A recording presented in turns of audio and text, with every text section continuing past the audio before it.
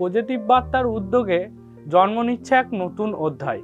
আগামী 8ই পৌষ অর্থাৎ 24শে ডিসেম্বর শুরু হচ্ছে শান্তিনিকেতন মেলা। বোলপুর সংলগ্ন মুলুক শান্তিনিকেতন মেডিকেল কলেজ হাসপাতালের ঠিক পাশেই। এই মেলা শুধু একটি আয়োজন নয়, মানুষের হৃদয় এবং সম্পর্কের এক উজ্জ্বল মিলন ক্ষেত্র। এখানে শুধুমাত্র দোকান বা স্টল থাকবে না, থাকবে আবেগ, থাকবে গল্প, থাকবে মানুষের ভাব বিনিময়ের সেই চিরকালীন উজ্জ্বল হৃদয় উষ্ণতা।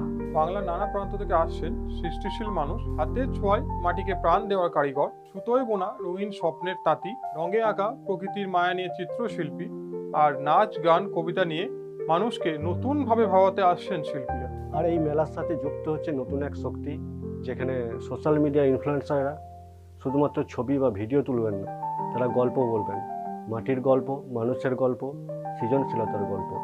এই মেলা হতে চলেছে মানুষের সংযোগের একটা সেতু।